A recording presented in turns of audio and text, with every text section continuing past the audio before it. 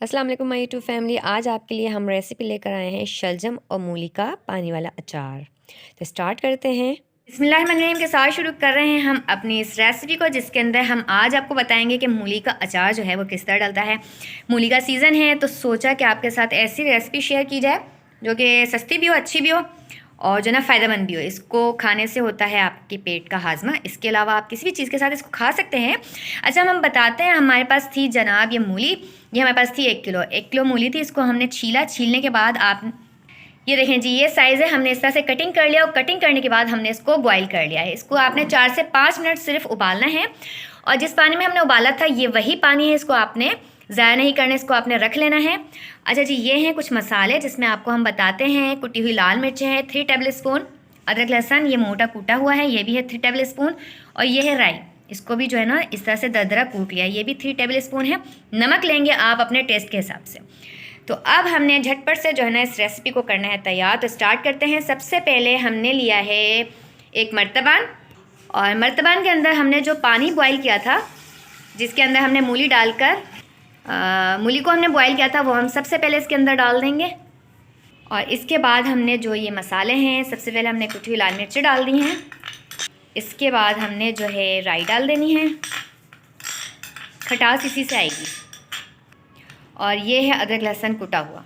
याद रखिएगा कि पिसा हुआ ना हो। सॉरी जी, मैं इसको अदरक लहसुन बोल रही थी। ये सिर्फ जो है ना लहसुन है, इसको हमने कूटा हुआ है। और नमक डाल दिया। नमक आप जो है अपने टेस्ट के हिसाब से जो है डाल लें, कम ज़्यादा कर सकते हैं। ये सब डालने के बाद एक जो है ना बड़ा स्पून लें और इसको कर लें मिक्स। और इसके बाद हमने जो ये मूली है जिसको बॉईल किया था, इसके अंदर डाल देंगे।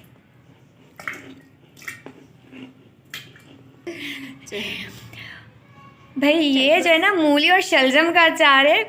अच्छा, ये हमारी भाभी हैं और मैं अपनी भाभी के पास आई हूँ। ये अचार की रेसिपी जो है मेरी भाभी की है, तो इसलिए जो चीज़ें ना कटिंग होकर बॉयल हुई थी तो इतना मैंने ज़्यादा गौर नहीं किया। ये एक प्लेट में हमारे पास थे शलजम और एक प्लेट में हमारे पास थी मूली, और इन दोनों को हमने साथ कटिंग करके बॉयल किया था। अच्छा। मूली मैंने आपको बता दी थी 1 किलो, और शलजम जो हैं वो हैं आधा किलो। असल में ये गोल गोल कटिंग दोनों की सेम की हुई है ना, तो इसलिए इसका इतना अंदाज़ा नहीं हुआ, मैंने दोनों को मूली बोल दिया। अगर चाहें तो हम गाजर भी बॉईल करके डाल सकते हैं। गाजर भी बॉईल करके डाल सकते हैं। ये देखें, आपको टिप भी मिल गई कि भाई गाजर भी इसके अंदर बॉईल करके डाल सकते हैं। अब इसको हमने डाल दिया, इसको मिक्स कर देंगे और इसके बाद इसको हमने कवर करके जो है ना धूप में रख देना है 3 दिन। ये इसको इस तरह से ढाँप दिया। अच्छा, इसको अब हमने रख देना है धूप में। बस इसको 3 दिन जो है धूप में रख देंगे और इसके बाद जो है खाने के लिए बिल्कुल तैयार। 3 दिन हो गए थे अचार को, तो 3 दिन के बाद जो है ना इसको खोलना है। अच्छा, बीच बीच में इसको थोड़ा हमने मिक्स किया था। 3 दिन के बाद अब हम जो है इसको निकालेंगे और आपको दिखाएंगे कि इसकी कंडीशन क्या है, और ये खाने के लिए बिल्कुल तैयार है। अच्छा, आपको बता दूं कि अगर आपने इसको इस बरनी में डाला है जो ये मर्तबान है, तो आपका ये अचार जो है ना 2 महीने तक चल सकता है। तो देखें आप और ट्राई करें इसको, और ज़रूर बताइएगा कि वीडियो कैसी लगी। अल्लाह हाफिज़।